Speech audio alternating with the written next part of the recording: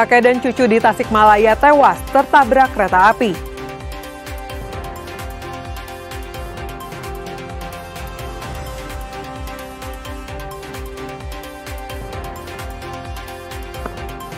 Jabar tawarkan 104 proyek investasi dengan total nilai lebih dari 186 triliun rupiah.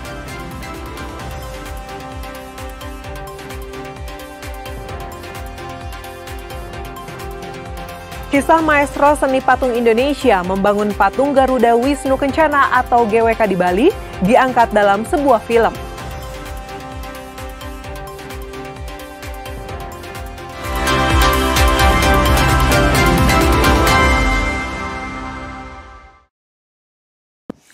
Selain ketiga informasi utama tadi, kami masih memiliki informasi menarik lainnya.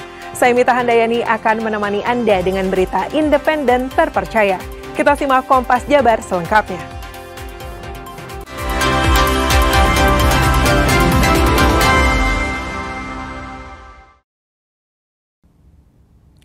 Kakek dan cucu di Kota Tasikmalaya tewas tertabrak kereta api saat melintas di perlintasan tak berpalang pintu.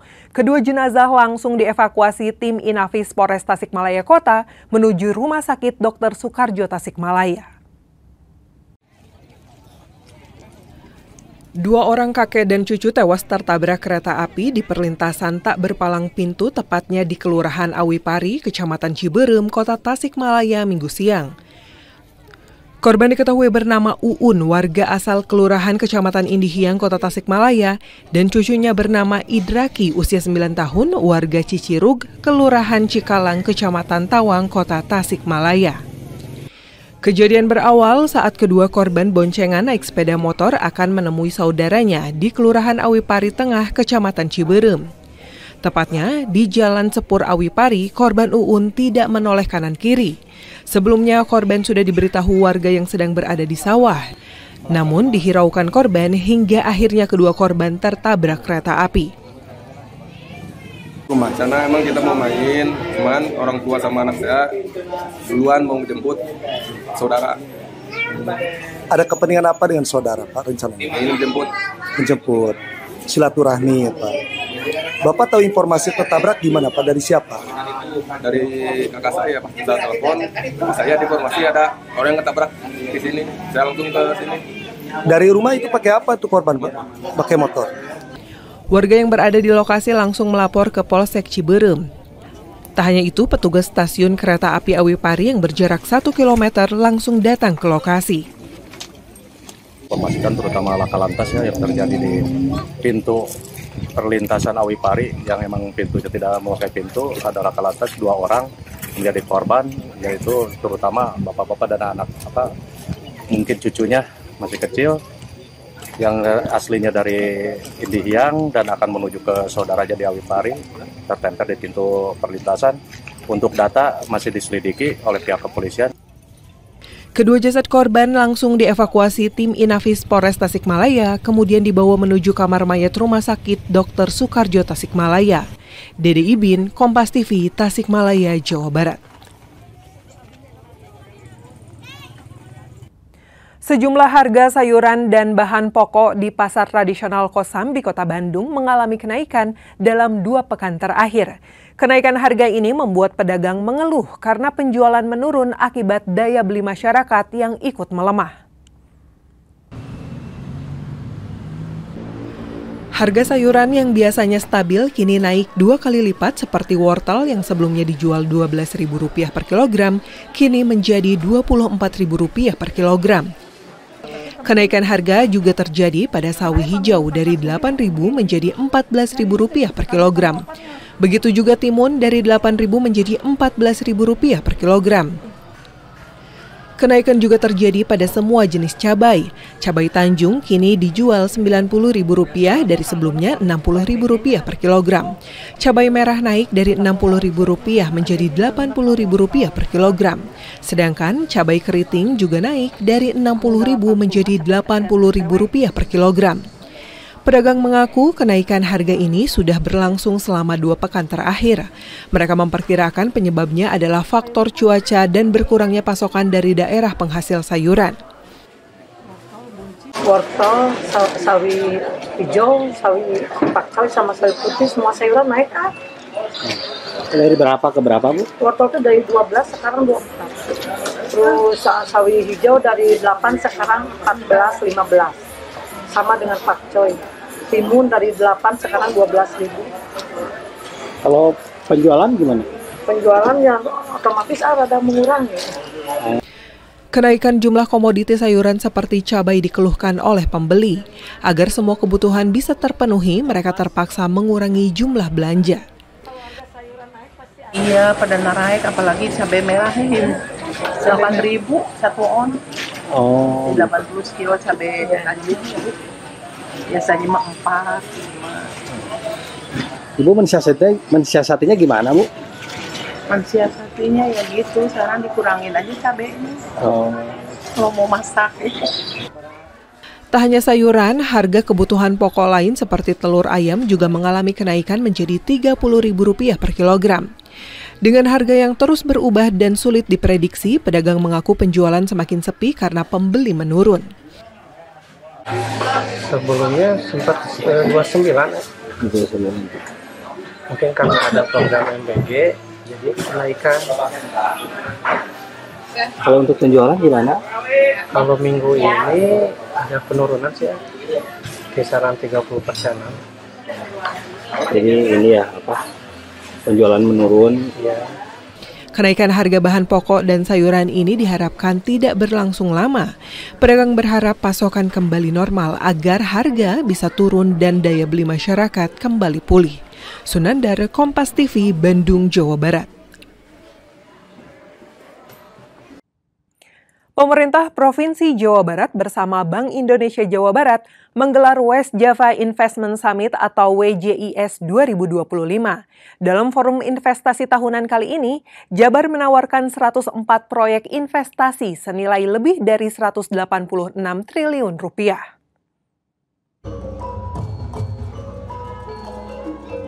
Jawa Barat memiliki peran krusial dalam menyumbang pertumbuhan ekonomi dan nilai investasi nasional. Provinsi dengan jumlah penduduk terbanyak di Indonesia ini menyumbang 23% nilai investasi di Pulau Jawa dan 13% nilai investasi nasional. Untuk terus menggenjot nilai investasi, pemerintah Provinsi Jawa Barat bersama Bank Indonesia Jawa Barat kembali menggelar Forum Investasi Tahunan West Java Investment Summit. Saat ini, realisasi nilai investasi di Jawa Barat telah mencapai angka 218 dari 271 triliun capaian investasi yang ditargetkan. Dalam forum ini, Pemprov Jabar menawarkan 104 proyek dengan nilai 108 triliun rupiah. Pusat sudah mendukung, kemudian juga dari BI sudah mendukung, kemudian juga Pak Gubernur sudah mendukung. Bagaimana sekarang kita bisa merefleksikannya di hari ini untuk one-on-one meeting. Ya, kita ada 104 proyek potensi yang ada di Jawa Barat dengan total ya rencana investasinya 186 triliun. Dan kemudian juga West Java Investment Summit ini ada melalui proses. Investasi di Jawa Barat memiliki peran sangat signifikan pada pertumbuhan ekonomi yang ada di Jawa Barat. Jawa Barat juga memiliki tugas untuk menyumbang persentase pertumbuhan ekonomi nasional yang telah ditargetkan pemerintah pusat. Kita sudah harapkan sudah angka 6, dekat 6. Nantinya di tahun 2028 yang sesuai dengan asta-citanya Pak Prabowo sudah ke angka 8%, 7,99% di Jawa Barat. Jadi angka-angka ini akan menjadi patokan kita untuk memiliki program yang salah satunya adalah WJS. Investasi di Jawa Barat punya peran sangat signifikan untuk mewujudkan pertumbuhan ekonomi yang diharapkan Jawa Barat. Forum ini dihadiri oleh lebih dari 600 peserta termasuk 25 perwakilan kedutaan besar dan 300 calon investor dari berbagai negara.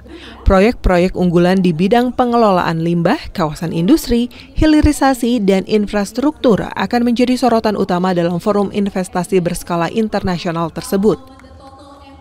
Tim Liputan Kompas TV, Bandung, Jawa Barat.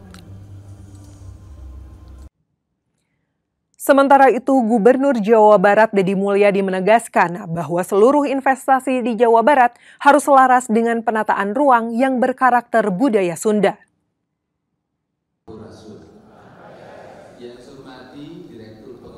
Hal ini disampaikan Gubernur Jawa Barat Deddy Mulyadi atau yang akrab disapa KDM saat membuka gelaran West Java Investment Summit di Bandung. Menurutnya investasi di Jawa Barat harus selaras dengan penataan ruang yang berkarakter budaya Sunda. Menurut KDM, tata ruang yang mencerminkan identitas lokal menjadi fondasi penting dalam pembangunan ekonomi yang berkelanjutan dan berdaya saing. KDM menambahkan, Jawa Barat memiliki tanah yang subur serta landscape alam yang indah. Dengan potensi ini, setiap rencana investasi harus selaras dengan penataan ruang, lingkungan, dan arsitektur yang mencerminkan karakter budaya Pajajaran Sunda. KDM juga berkomitmen untuk menciptakan konektivitas investasi di Jawa Barat. Investasi yang berorientasi pada keberlanjutan lingkungan juga jadi urgensi yang ditekankan kepada para investor dan stakeholder dalam forum ini. Kan bagi saya itu baik dan itu terjadi kan karena adanya kepercayaan. Kepercayaan itu melahirkan ketenangan mereka untuk berusaha. Dan kita selalu hadir ngurusin sampai ini mobil lewat mana jalurnya biar aman. Kan itu semua dibuat terkoneksi dengan baik. Investasi harus berjalan, alam harus terjaga, jalan-jalan harus tertata rapi. Ya selektif itu industri-industri yang beresiko lingkungan tinggi nggak boleh masuk ke Jawa Barat. Gubernur Jawa Barat Deddy Mulyadi berencana akan memproduksi masal BBM alternatif. Informasinya sesaat lagi, tetaplah bersama kami di Kompas Jabar.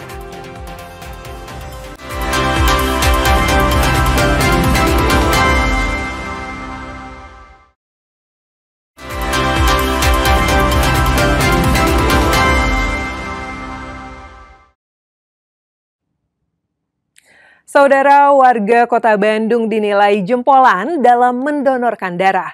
Kota Bandung menempati angka 92% dalam kesadaran mendonorkan darah. Angka ini lebih tinggi dari rata-rata nasional di angka 82%. Setiap harinya, Gedung Pelang Merah Indonesia Kota Bandung yang berlokasi di Jalan Aceh tak pernah sepi. Antrian warga yang ingin berdonor darah selalu terlihat. Para pendonor kebanyakan merupakan pendonor yang sudah rutin datang ke PMI untuk mendonorkan darahnya. Saat ini ketersediaan kantong darah di Kota Bandung dalam kondisi aman. Setiap harinya stok darah di PMI selalu cukup untuk mengcover kebutuhan darah selama 2 hari ke depan. Untuk kebutuhan golongan darah yang sering diperlukan di PMI Kota Bandung adalah golongan darah A, di mana ketersediaan golongan darah ini seringkali tak sebanyak golongan darah lainnya. Meski begitu, minat dan antusiasme warga Kota Bandung dalam berdonor darah sangat tinggi.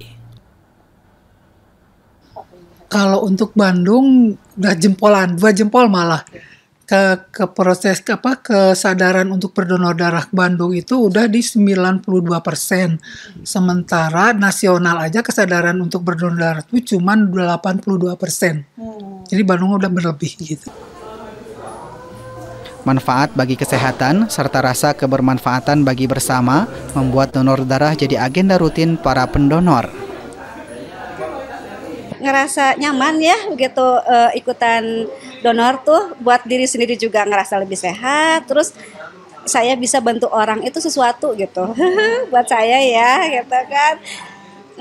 Seperti itulah kira-kira. Jadi saya juga diajakin ikut komunitas, saya jadinya komunitas donor sampai kan ke Jakarta, kayaknya di Indonesia ada ya gitu. Jadi kita saling bantu lah gitu. Donor darah sangat dibutuhkan untuk orang-orang sakit, korban kecelakaan, serta ibu hamil.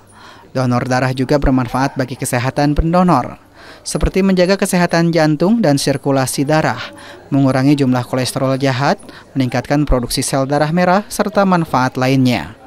Tim Liputan Kompas TV, Bandung, Jawa Barat.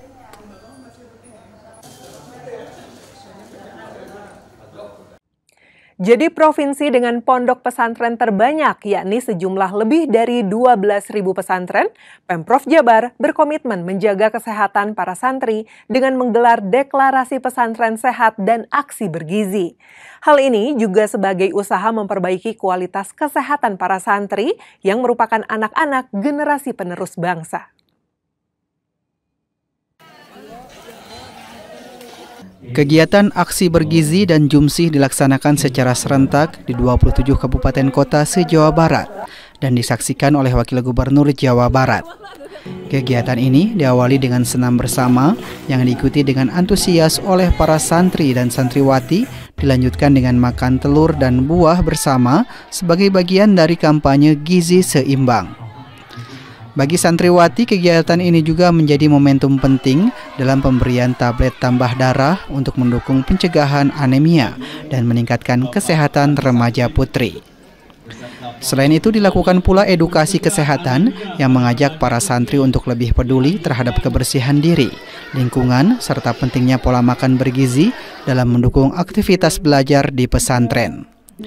Melalui deklarasi ini, pondok pesantren diharapkan dapat menerapkan perilaku hidup bersih dan sehat, memperkuat ketahanan gizi, serta menjaga lingkungan yang bersih dan nyaman bagi seluruh warga pesantren. Karena di Jawa Barat ini ada kurang lebih 12.977 pesantren. Jadi kan luar biasa ya, satu pesantren itu bisa ribuan gitu. Jadi dan itu adalah anak-anak masa depan kita, generasi yang akan datang gitu. Jadi kami Pak Gubernur dalam hal ini sesuai dengan ikon beliau ya, Pancawaluya, cager, bager, bener, pintar, singer. Salah satunya adalah kami menguatkan kesehatan anak didik di madrasah tersebut, di pesantren tersebut melalui launching ya, pesantren sehat ya, atau diadakannya poskestren di setiap pesantren. Lalu adanya yang disebut dengan santri husada.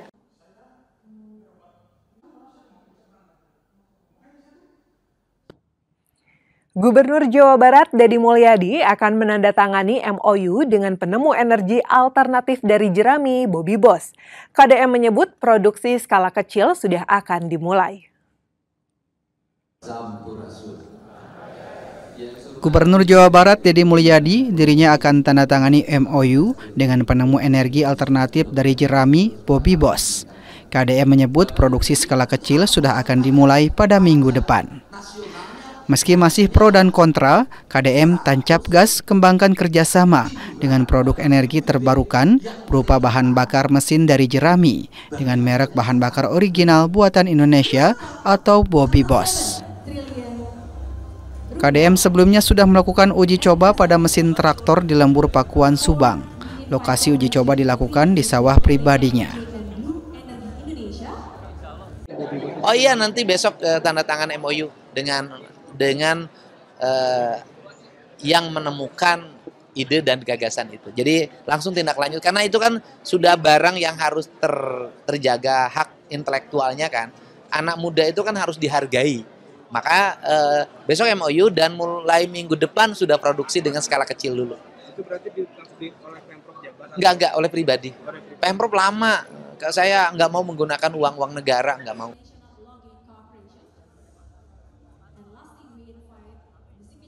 Kisah maestro seni patung Indonesia membangun patung Garuda Wisnu Kencana atau GWK di Bali diangkat dalam sebuah film. Informasi selengkapnya kami hadirkan usai jeda. Tetaplah bersama Kompas Jabar.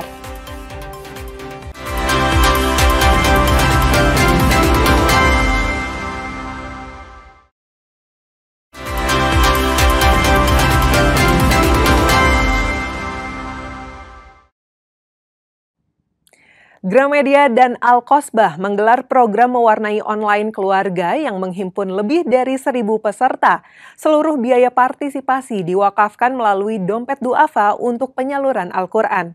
Kegiatan ini menghasilkan donasi sebesar Rp453 juta dan diharapkan menjadi gerakan kreatif sekaligus sosial yang berkelanjutan bagi masyarakat.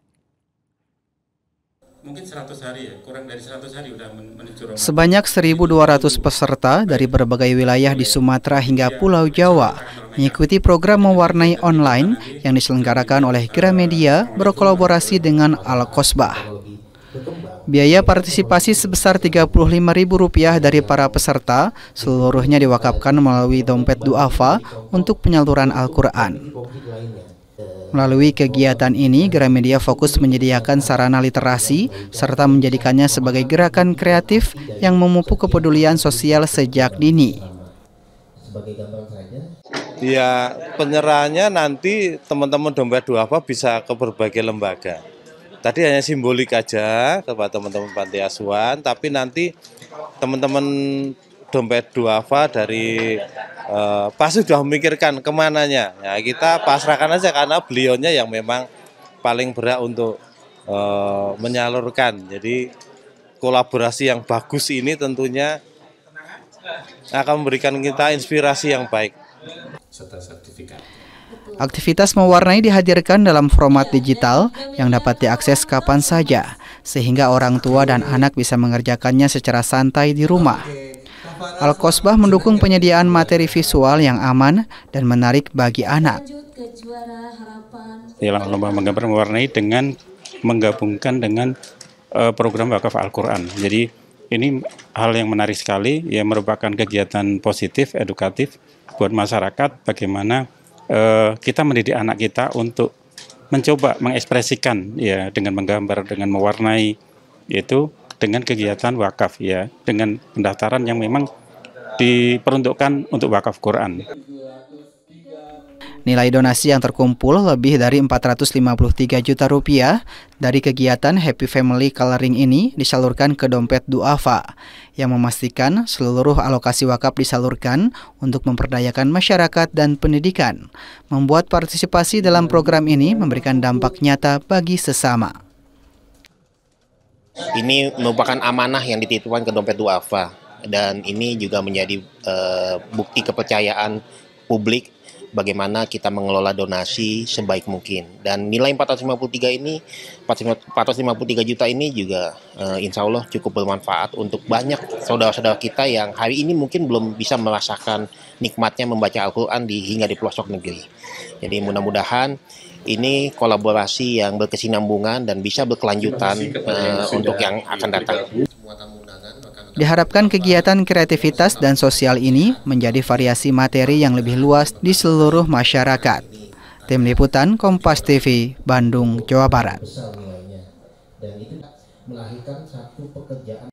Kisah perjalanan panjang maestro seni patung Indonesia dalam membangun patung Garuda Wisnu Kencana atau GWK di Bali diangkat dalam sebuah film dokumenter. Tidak hanya menampilkan proses teknis pembangunan patung raksasa, film ini juga membuka kembali kisah perjuangan dan ketekunan sang maestro sejak pertama kali menggagas GWK pada tahun 1990-an.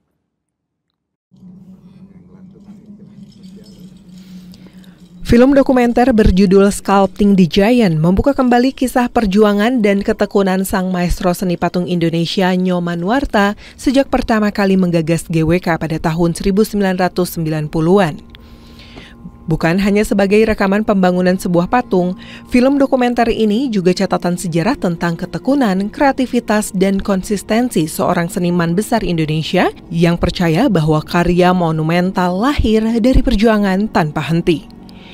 Film dokumenter ini dibuat selama 7 tahun, bermula dari permintaan untuk membuat dokumentasi proses pembangunan patung Garuda Wisnu Kencana atau GWK. Namun ketika proses pengambilan gambar dimulai pada tahun 2016, tim produksi menyadari bahwa ada cerita jauh lebih besar, yaitu kisah perjalanan hidup Nyoman Nuarta yang penuh tantangan, penolakan, hingga perjuangan membangun karya raksasa selama hampir 3 dekade. Jadi awalnya pembuatan film ini ketika kami diminta untuk membuat dokumentasi pembuatan patung. Lalu ketika kita menjalankan kegiatan itu di 2016, kita menyadari kalau kayaknya ada cerita lebih dalam di balik pembuatan patung ini, yaitu cerita perjuangan pematungnya Pak Nyoman Nuarta. Jadi di situ kami mulai mencoba meramu cerita bagaimana membungkus perjalanan 28 tahun ini, bukan hanya dari 2016 tapi juga dari awal perjalanannya di tahun 90-an itu. Penayangan film dokumenter yang berlangsung di salah satu bioskop di kota Bandung ini menjadi perhatian besar dari penonton. Beberapa di antaranya menilai film ini mampu memberi sudut pandang baru tentang karya seni monumental Nyoman Nuarta. Hari ini habis nonton karya video tentang Pak Nyoman yang luar biasa banget. Ini adalah salah satu film di mana kita bisa ngelihat gimana dampak dan struggling yang akhirnya menjadi sebuah mahakarya yang membanggakan Indonesia di mata dunia. Satu karya yang men-showcase seberapa besar negeri kita, dan ternyata banyak banget cerita-cerita yang menyentuh hati, dan ini sesuatu yang gua rasa perlu dilihat banyak orang sih. Film ini memberikan satu pelajaran buat kita sebagai anak bangsa di Indonesia. Ada seorang seniman besar yang juga lahir di daerah-daerah sawah, bermain di sungai waktu kecilnya, tetapi bisa punya mimpi besar untuk berkarya besar untuk bangsa ini. Dan itu adalah Nyoman Nuarta, sahabat saya.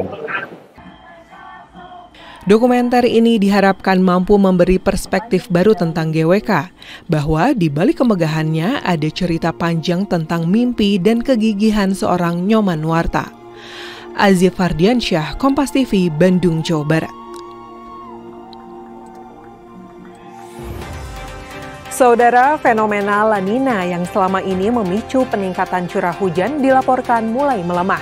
Namun melemahnya La Nina bukan berarti ancaman bencana hidrometeorologi ikut menurun. Justru di beberapa wilayah Jawa Barat, potensi cuaca ekstrim, banjir hingga tanah longsor tetap perlu diwaspadai, terutama memasuki periode puncak musim hujan pada akhir 2025 hingga awal 2026 mendatang. Informasi selengkapnya akan kami hadirkan dalam talk show usai jeda berikut. Tetaplah di Kompas Jabar.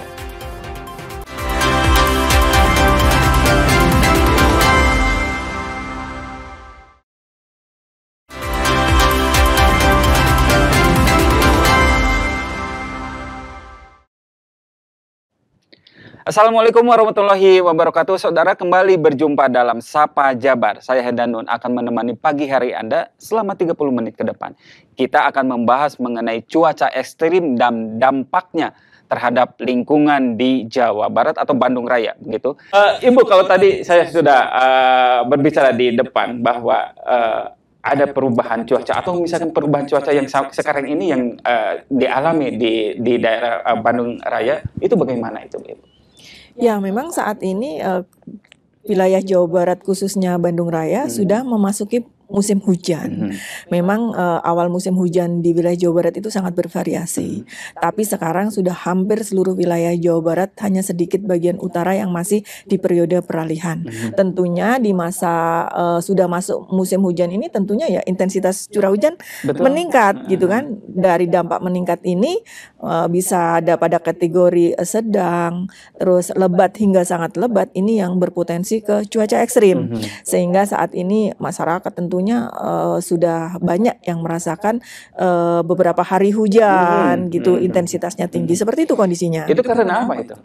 Ya, yang pertama memang saat ini sudah memasuki musim hujan. Yang kedua, saat ini La Nina pada kondisi La Nina rendah gitu, sehingga pada kondisi ini peningkatan pertumbuhan dari awan-awan yang berpotensi hujan pada posisi itu, sehingga inilah yang sedikit mempunyai pengaruh terhadap peningkatan curah hujan di wilayah Jawa Barat khususnya Bandung Raya.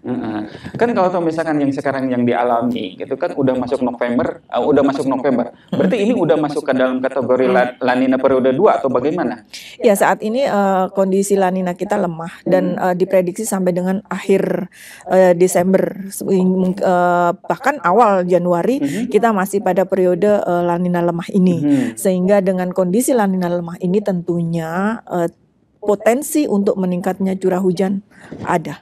Itu di semua wilayah di Jawa Barat? Hampir seluruh wilayah Jawa Barat. Oke, apa dampaknya dari itu? Ya, tentunya yang pertama tadi, ketika curah hujan meningkat, potensi terjadi cuaca ekstrim ada. Betul. Dampak dari cuaca ekstrim apa? Hujan lebat hingga sangat lebat, disertai dengan angin kencang, disertai dengan petir gitu. Itu akan terus terjadi sampai dengan puncaknya nanti. Kita baru memasuki ini baru puncak. memasuki. Oke. Iya. Ini peningkatannya 20-40%, benar nggak? Iya. Oke. Iya. Ini baru masuk. Belum puncak. Belum puncak. Kita tahan dulu. Kita ke Pak Asep dari BPBD Kabupaten Bandung. Iya, Bung, benar. Kita merasakan sekali ya. Begitu kemarin kita pas banjir, longsor gitu ya di Kabupaten Bandung. Ini seakan-akan sepertinya berbarengan gitu ya. Tapi alhamdulillah kita dengan kesigapan kita, di siaga kita gitu ya, dengan peralatan yang sudah disiapkan, alhamdulillah semuanya bisa teratasi gitu ya. Walaupun di sisi lain kita ada beberapa pengungsi di shelter-shelter, tapi mereka cuma istilahnya hanya itu balik lagi gitu, dan tidak terlalu lama gitu kan, seperti itu ya. Oh, sudah mulai masuk ke musim banjir di. Iya, musim banjir. Ya. Karena kan kalau di wilayah Kabupaten Bandung itu kan banjir itu kan musiman, begitu seperti itu. Benar. Nah, kalau misalnya yang sekarang kan ini baru mau masuk gitu. Apalagi nunggu puncaknya, ini bagaimana tanggapannya ini? Iya, mudah-mudahan ya dengan apa yang kita persiapkan dari kemarin sampai sekarang juga masih terus kita evaluasi untuk persiapan baik dari saprasnya, peralatannya segala macam, kita alhamdulillah sudah dimaksimalkan gitu ya. Terlepas nanti puncaknya seperti apa ya Bu ya. Mudah-mudahan jangan terjadi ya. Saya rasa begitu untuk Kabupaten Bandung. Oke, kalau pemetaannya gimana Pak? Daerah-daerah mana aja yang dianggap rawan begitu? Ya, seperti biasa mungkin ya. Kabupaten Bandung itu sepertinya tertuju kepada Dayakolot, Bojong Soang ya. Terus satu lagi itu Balaenlah gitu ya. Tapi untuk saat ini semua masih ini. Tapi kita juga tidak menutup kemungkinan untuk sebagai harus bersikap waspada terhadap Bandung Timur juga ya. Bandung Timur, kemudian sebelah baratnya juga ada Cangkuang seperti kemarin juga kan terjadi juga. Nah, seperti itu. Itu bagaimana dengan pemetaan kalau tuh misalkan untuk daerah longsor? Karena kan cuaca ekstrim yang sekarang terjadi itu akan memunculkan dampaknya itu adalah bencana hidrometeorologi. Itu seperti itu. Ya, untuk longsor sendiri mungkin kita lebih fokus ke daerah perbukitan ya, seperti Ciwidey, Pasir Jambu memang itu. Kemudian Ibun, Paseh, dan Kertasari, Pacet juga yang ini. Ya, pokoknya dataran-dataran tinggi aja untuk potensi-potensi longsor gitu kan. Tapi banjirnya kita lebih fokus ke yang terendah Bu ya, seperti biasa itu. Saya rasa itu. Ibu, kalau misalkan ini dari BMKG, kalau misalkan bagaimana masyarakat supaya tahu kalau misalkan sekarang itu ada perubahan cuaca atau lanina rendah begitu seperti lemah begitu seperti itu, kalau misalkan dari BMKG untuk menyampaikannya itu bagaimana untuk ke masyarakat gitu seperti itu? Zaman sekarang itu kan kita nggak bisa samakan dengan zaman 3 atau 5 tahun ke belakang tentunya. Di era sekarang medsos sudah semakin oke gitu ya. Bahkan anak-anak sekolah juga sudah pegang handphone. Mudah diakses sehingga info BMKG itu bisa didapat dengan mudah. Karena memang aksesnya pun mudah. Selain dari media-media sosial itu, tentunya BMKG sendiri mempunyai seperti WA Group. WA Group itu banyak levelnya. Ada yang dengan para pimpinan instansi di Provinsi Jawa Barat dan juga dengan pemerintah kabupaten atau kota dan juga dengan media juga ada. Sehingga ketika kita mengeluarkan perakiraan cuaca ataupun early warningnya sudah disampaikan. Itu harusnya sudah terbelas ke semua grup sehingga masyarakat akan pastinya mudah. Tinggal bagaimana masyarakat menyikapinya. Mau update nggak dengan informasi yang ada atau cuek saja gitu. Sehingga ketika masyarakat sudah mulai aware, mulai cerdas dengan mengupdate berita yang ada, tentunya akan bisa mengantisipasi dampak-dampak yang tidak diinginkan. Iya, betul. Kita akan kembali saudara setelah jeda iklan berikut ini.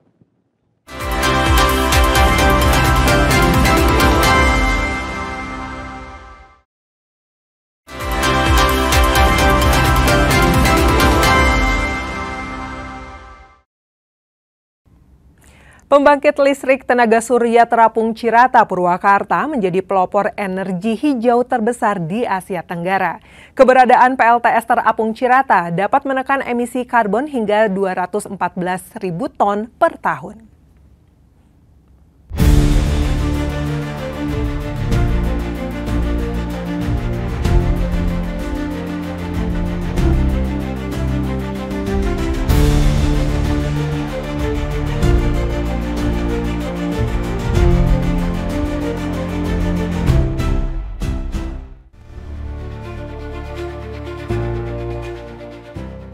dari balik hamparan air Waduk Cirata di Purwakarta, terbentang ribuan panel surya yang memantulkan cahaya harapan. Inilah PLTS Terapung Cirata, salah satu proyek energi hijau terbesar di Asia Tenggara.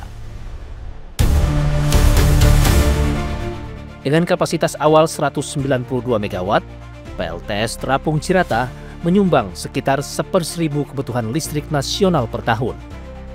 Proyek ini menjadi pelopor bagi pengembangan pembangkit serupa di berbagai wilayah di Indonesia.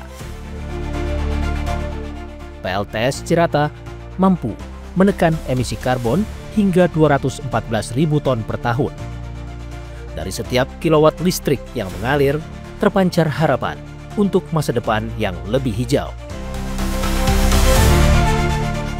Saat ini energi listrik dari PLTS Terapung Cirata ini dikirim ke jaringan di sistem Jawa Barat ya.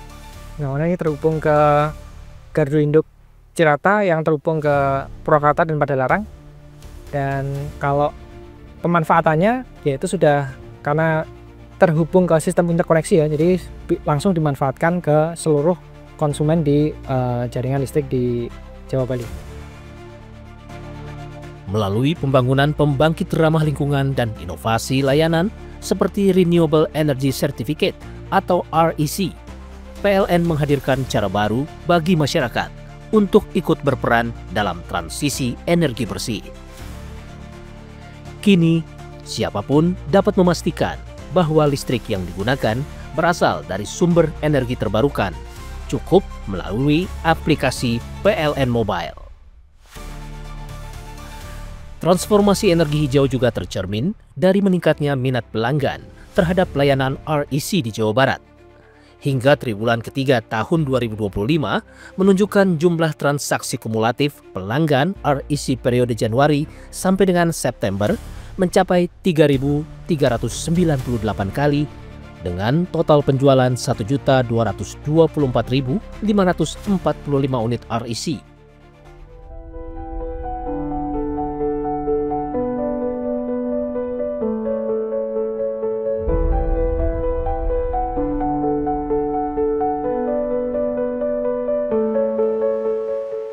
Kami juga melihat bahwa kepedulian masyarakat terhadap penggunaan energi hijau ini semakin meningkat, sehingga ini dapat meningkatkan pembelian akan produk PLN juga semakin meningkat. Sampai dengan saat ini untuk pembeli produk green energy dari PLN memang paling banyak adalah pelanggan industri. Tapi menariknya saat ini sudah mulai banyak pelanggan rumah tangga maupun komunitas yang mulai membeli produk green energy berupa REC.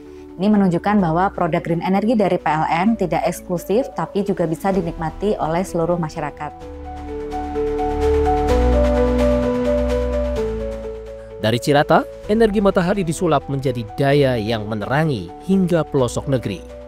Lestari hijau dari proyek ini juga menopang pasokan energi bagi pelanggan REC. Azif Ardiansyah, Kompas TV, Jawa Barat.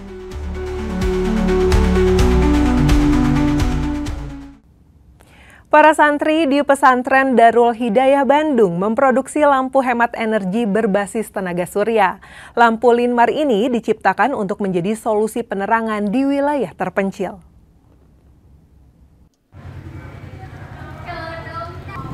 Di ruangan sederhana inilah, sejumlah santri tengah memproduksi lampu Linmar atau listrik mandiri rakyat.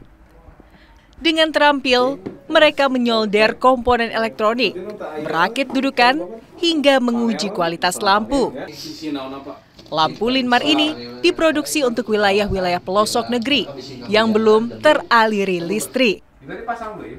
Dengan daya 1,5 watt, namun setara dengan terang lampu pijar 10 watt.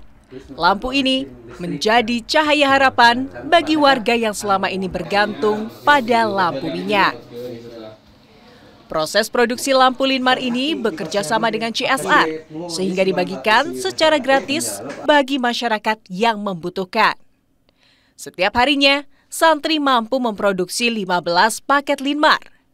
Dalam satu paket, Linmar didistribusikan bersama panel surya, sehingga dapat mengisi daya secara mandiri dengan memanfaatkan sinar matahari. Berawal dari masih banyak masyarakat Indonesia yang memang hidupnya tidak di kota, tapi berada di pelosok, yang kebetulan pemerintah juga ada keterbatasan untuk mencapai mereka, terutama dalam listrik. Alhamdulillah kita ada lampu yang namanya lampu listrik mandiri rakyat, di mana itu tidak memerlukan listrik dan menggunakan solar panel plus aki. Sementara itu, salah satu santri mengaku bangga menjadi bagian dari tim produksi lampu Linmar karena karyanya dapat bermanfaat bagi orang lain. Bangga nggak jadi santri bisa buat lampu deh?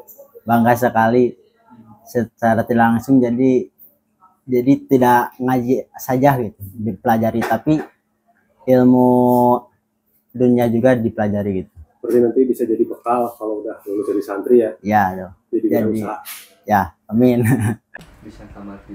Inisiatif ini membuktikan bahwa inovasi sederhana dari pesantren dapat memberikan kontribusi nyata bagi masyarakat pelosok yang membutuhkan terangnya cahaya lampu.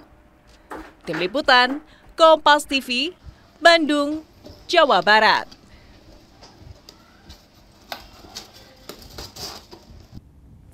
Tak semua limbah berakhir di tempat sampah. Di tangan anak-anak muda kreatif di Bandung, tumpukan sisa kain justru berubah jadi sumber penghidupan baru. Lewat semangat inovasi mereka membuktikan bahwa kepedulian pada lingkungan bisa sejalan dengan peluang ekonomi. Bagaimana kisah mereka membangun harapan dari potongan kain yang tersisa? Berikut liputan jurnalis Kompas TV Azi Fardiansyah.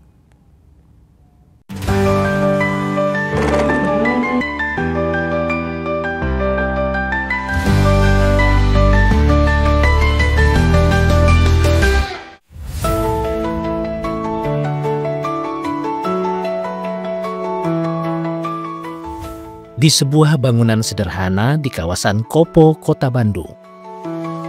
Tumpukan limbah kain yang dulunya tak berharga, kini menjelma menjadi sumber kehidupan. Dari potongan-potongan yang tersisa, terjalin cerita tentang harapan, keberanian, dan tekad untuk bangkit. Inilah The New Factory atau TNF, sebuah koperasi anak muda yang berdiri pada awal tahun 2023. Mereka adalah para pekerja yang pernah kehilangan pekerjaan, namun tak kehilangan semangat untuk membangun masa depan.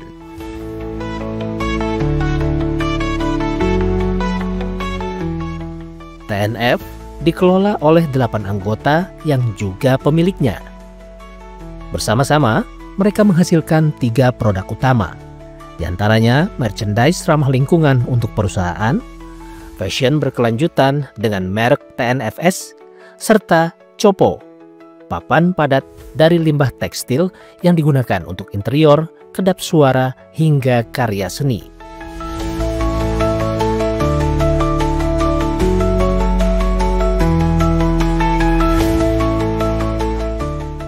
Dua tahun berjalan, produk-produk TNF semakin diterima pasar.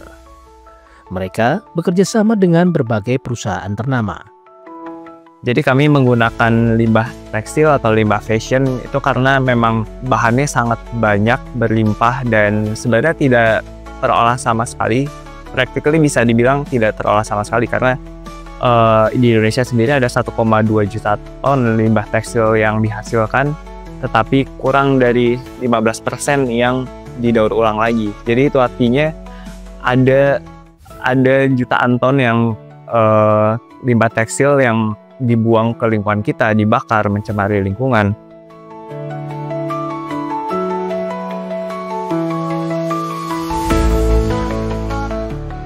Tak mudah memulai usaha dari sisa limbah. Tetapi dengan kreativitas dan kegigihan, TNF berhasil mengubah masalah lingkungan menjadi peluang ekonomi. Kegigihan dan inovasi TNF menarik perhatian PLN UID Jawa Barat. Melalui program Tanggung Jawab Sosial dan Lingkungan, PLN menghadirkan bantuan mesin produksi untuk memperkuat kapasitas TNF dalam mengolah limbah menjadi produk bernilai ekonomi. Kami memilih TNF karena kami merasa PLN dan TNF ini memiliki kesamaan. Kami sama-sama mendorong kreativitas masyarakat, pemberdayaan masyarakat dalam bidang ekonomi, dan juga keberlanjutan lingkungan. Kami mendukung dengan peralatan untuk pengolahan limbah sampah fashion menjadi produk yang lebih bermanfaat.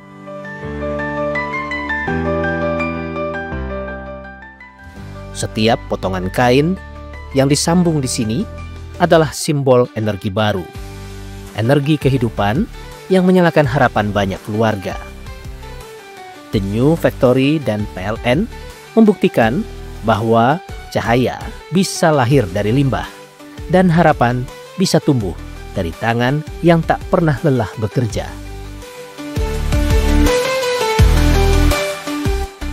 Aziz Fardiansyah, Kompas TV, Bandung, Jawa Barat.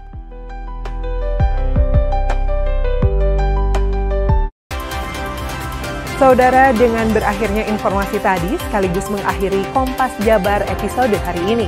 Saya Mita Handayani beserta kru yang bertugas mengucapkan terima kasih dan sampai jumpa.